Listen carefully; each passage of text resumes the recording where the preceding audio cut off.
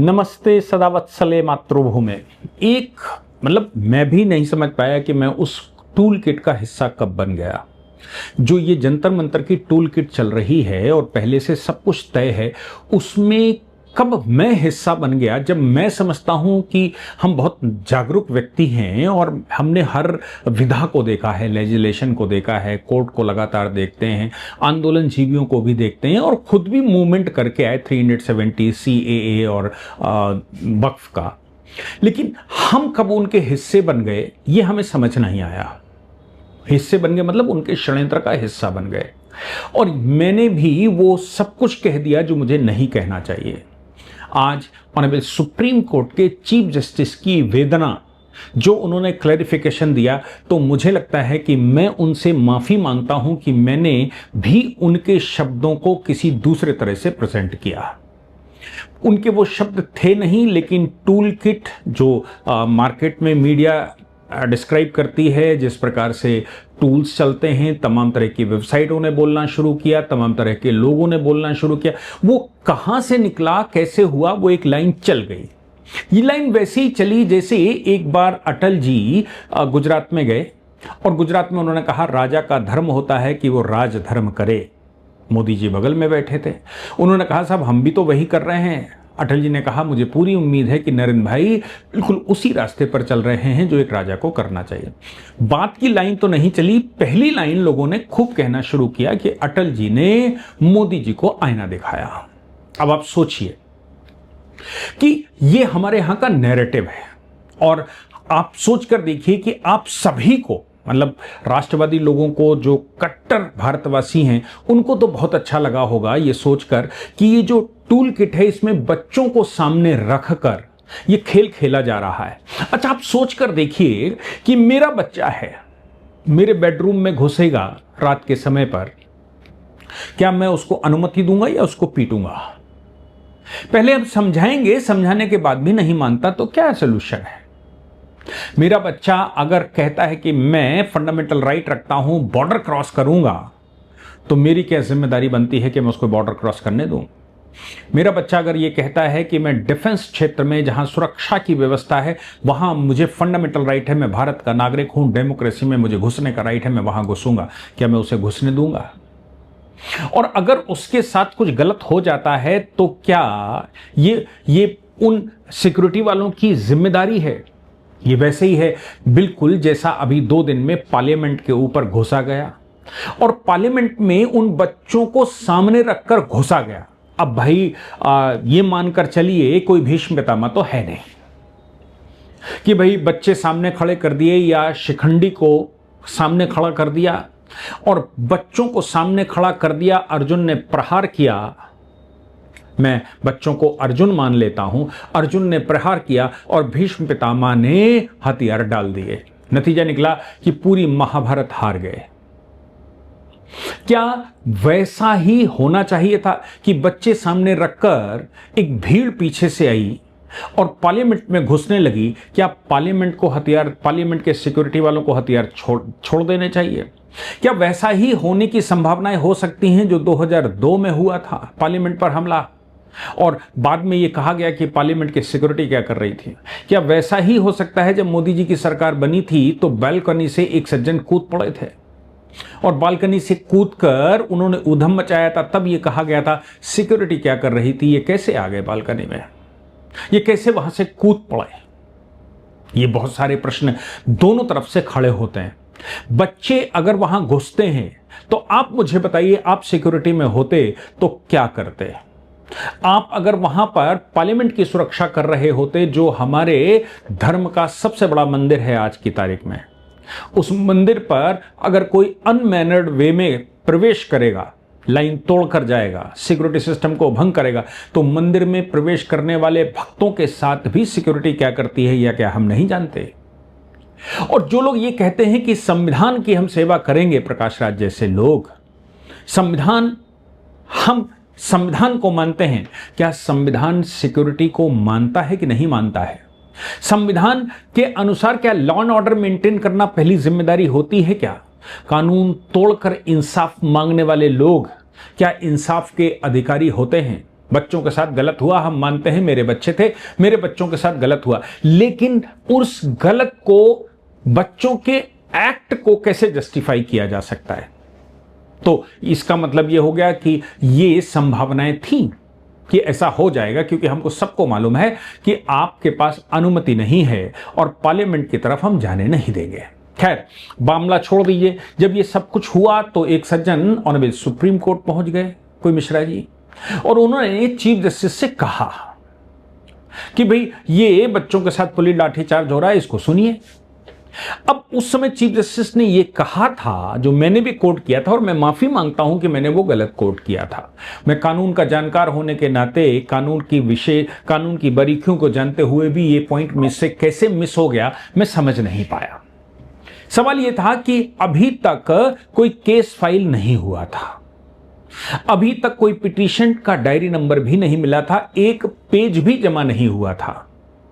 और कोर्ट का प्रोसीजर तो यही है कि अगर आप मेंशन भी करना चाहते हैं तो पहले आप कॉपी जमा कर दीजिए, फिर मेंशन करिए, तो कोर्ट उसको आदेश देता है कि इसको जल्दी से ले आइए, मैं शाम को सुनता हूं या कल सुनता हूं। और बिल कोर्ट में कोई फाइलिंग ना हो और ओरली लोग चले जाएं और ये कहें कि आपको पुलिस के खिलाफ एक्शन लेना चाहिए, तो आप मुझे बताइए, क्या बिना किसी प्रोसीजर ऑफ लॉ के कोई एक्शन चीफ जस्टिस ले सकता है? क्या चीफ जस्टिस मोनार्क हो गया, कुछ भी होएगा और वो कहेगा नहीं नहीं इनको उठाकर फेंक दो? उसका सबका एक प्रोसीजर है, और इन पर क्यूरियम वर्ड इस्तेमाल किया जाता है सुप्रीम कोर्ट में। इन पर क्यूरियम का मतलब है कि बिना किसी लीगल प्रोसेस के, बिना किसी जस्टिफाइड जजमेंट के या हिस्ट्री के कोई पिटिशन ना तो ली जा सकती है ना डिसाइड की जा सकती है। चीफ जस्टिस के सामने वो सज्जन गए और उन्होंने कहा कि वीडियो देख लीजिए। उन्होंने कहा मैं इंटरेस्टेड नहीं हूं वीडियो देखने में। उन्होंने कहा कि आप सुन लीजिए। उन्होंने कहा सुनूंगा नहीं, प्रॉपर वे में आइए। अब प्रॉपर वे में आने का मतलब यह था कि भाई पिटीशन फाइल करो उसके बाद आओ, लेकिन वो न्यूज ये बन गई कि चीफ जस्टिस के पास समय नहीं है वो बच्चों के ऊपर हो रही एट्रोसिटीज को देख सके। चीफ जस्टिस के पास समय नहीं है। इतना बड़ा हंगामा हुआ, पुलिस चली, विदाउट यूनिफॉर्म पुलिस काम कर रही थी। अब ये जो विदाउट यूनिफॉर्म पुलिस काम कर रही थी, लाठीचार्ज कर रही थी, ये भी इन्वेस्टिगेशन का हिस्सा है कि ये पुलिस ही थी या वो खुद ही थे लाठी चलाकर माहौल बिगाड़ रहे थे। यानी कि उनमें से ही कुछ लोग थे जिन्होंने लाठी चलाकर माहौल को बिगाड़ा और कह दिया ये पुलिस वाले थे। ये भी तो इन्वेस्टिगेशन का हिस्सा है। इसलिए ये एलिगेशन लगाना आसान है, बच्चों को लाठीचार्ज हुआ, सर फूट गया, हाथ फूट गया, ये भी कहा गया बच्चे मर गए। कोई बच्चा इस प्रोटेस्ट में नहीं मरा। पुलिस ने मार खाई, पुलिस वालों को मारा गया, सीएपीएफ वालों को पीटा गया, उसके भी वीडियो है। उनके भी बच्चे हैं, उनके भी फंडामेंटल राइट हैं और वो अपनी ड्यूटी और सिक्योरिटी कर रहे थे। पुलिस वाले कोई अपने घर की सुरक्षा नहीं कर रहे थे, आपके डेमोक्रेसी के मंदिर पार्लियामेंट की सुरक्षा कर रहे थे। बच्चों के भेष में काल नेमी घुस जाएगा तो कौन बचाएगा? बच्चों के भेष में अगर आतंकी घुस जाएगा तो कौन बचाएगा? क्या ये अंग्रेजी शासन है कि भगत सिंह बनने चल दिए आप इंसाफ मांगने के लिए बहुत सारे फोरम है, बहुत सारे तरीके हैं, लेकिन पार्लियामेंट पर आप घुसेंगे और प्राइम मिनिस्टर हाउस पर आप घुसेंगे, प्राइम मिनिस्टर हाउस को चारों ओर से घेर लेंगे और आप चाहते हैं कि सिक्योरिटी पर्सन उस पर एक्शन भी ना ले। अगर ये बच्चे हमारे हैं तो सिक्योरिटी पर्सन भी हमारे ही भाई बंधु होंगे, कहीं विदेश से नहीं आए। ये कोई मुस्लिम आक्रांताओं के वो नहीं है, ये कोई अंग्रेजी आक्रांताओं के, ईसाई आक्रांताओं के द्वारा अपॉइंट किए लोग नहीं हैं, ये हमारे ही लोग हैं। उधर भी हमारे हैं, इधर भी हमारे हैं, जिनके साथ गलत हुआ वो भी हमारे हैं और जो गलत कर रहे हैं वो भी हमारे हैं। इसलिए आप ये कहते हैं वो अपनी सिक्योरिटी की ड्यूटी निभा रहे थे और आप ये। चीफ जस्टिस की अदालत में आज फिर गई फाइल। चीफ जस्टिस ने के सामने मेंशन किया गया कि हुजूर फाइल तो लग चुकी है, कृपया करके इस पर आप एक्शन लीजिए। उन्होंने उस समय कहा कि 2 दिन से मीडिया ये चला रही है, लोग ये चला रहे हैं कि मैंने ये सुनने से मना कर दिया, मैंने भगा दिया। क्या मीडिया की कोई रिस्पॉन्सिबिलिटी नहीं है? क्या लीगल फ्रेटर्निटी की कोई रिस्पॉन्सिबिलिटी नहीं है? क्या सूचना देने वालों की कोई रिस्पॉन्सिबिलिटी नहीं है? क्या वो कोर्ट की प्रोसीडिंग को समझना नहीं चाहते या कोर्ट की प्रोसीडिंग उनको पता नहीं लगती? ये चीफ जस्टिस ने कहा तो उनसे पिटिशनर्स के वकीलों ने कहा साहब प्रॉपर फाइल हो चुकी, तो उन्होंने कहा सोमवार को सुनते हैं, सोमवार को सुनते हैं। अगर प्रॉपर फाइल हो चुकी है तो सोमवार को इसकी लिस्टिंग करते हैं, सुनते हैं। लेकिन बिना किसी फाइलिंग के कोर्ट में जाकर हंगामा करें और यह कहें कि मुझे सुनिए, मैं वीडियो दिखा रहा हूं, यह होता था, ऐसा नहीं होता था, यह होता था। इसीलिए कोर्ट को लोग दिन भर गालियां देते थे। ऑनरेबल सीजेआई को कोई राष्ट्रभक्त गाली नहीं देता, लेकिन होता था कि सुमोटो संज्ञान ले लिया। सुमोटो संज्ञान पुलिस मरी उसका नहीं होता था, सुमोटो संज्ञान आतंकी मरता था उसका होता था। भारत में सुमोटो संज्ञान उनका होता रहा है जो डिस्टर्ब करने वाले थे। भारत में सुमोटो संज्ञान उनका नहीं हुआ जो कि सुरक्षा करने वाले थे। यह हमारी विडंबना ही कह लीजिए। इसको freedom of speech, expression and movement का नाम दिया गया, चाहे पार्लियामेंट में ही क्यों ना घुस जाया जाए। आज लेकिन कानून के शासन में उन्होंने कहा कि भाई आपने प्रॉपर पिटीशन फाइल की है तो हम इसको सुनेंगे। मैं समझता हूं कि जो प्रोपेगेंडा मीडिया में चला, मैं भी दोषी हूं, क्योंकि मैंने लीगल वेबसाइटों को पढ़ा और कई जगह से निकाला। सबने एक ही स्टोरी चलाई हुई थी, पता नहीं किसने उसको शुरू किया था। सबने, मैं तो कोर्ट नंबर 1 में था नहीं उस समय, लेकिन हमारे पास भी सूचना आई थी, फिर हमने वेबसाइटों को, हमारी टीम ने खगाला होगा और निकाला होगा, वो सब एक सी बात कर रहे थे, तो बात तो सच ही होगी। मैं माफी मांगता हूं कि मैंने उस बात को सच माना जो कि ये प्रोपेगेंडा मीडिया कर रही थी।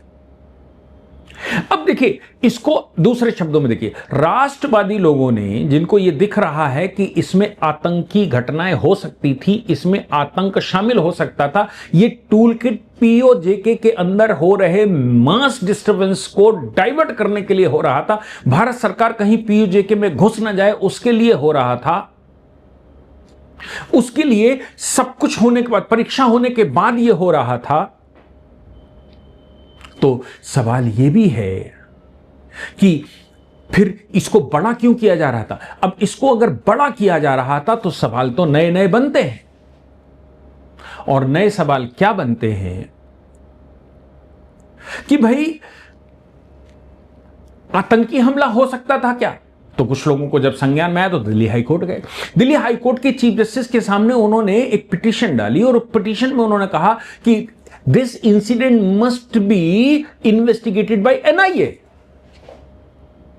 नेशनल इन्वेस्टिगेशन एजेंसी के द्वारा इसको इन्वेस्टिगेट होना चाहिए, जो आतंकी घटनाओं को इन्वेस्टिगेट करती है। अब देखो, दिख तो रहा ही है कि टूल किट चल रही है, दिख तो रहा ही है कि दिन में दोपहर की नमाज के बाद तकरीर होती है, और तकरीर के बाद लोग यहां जंतर मंतर इकट्ठा होते हैं, 1-2 घंटे ऊधम मचाते हैं, 2:30-3 बजे यहां से चले जाते हैं।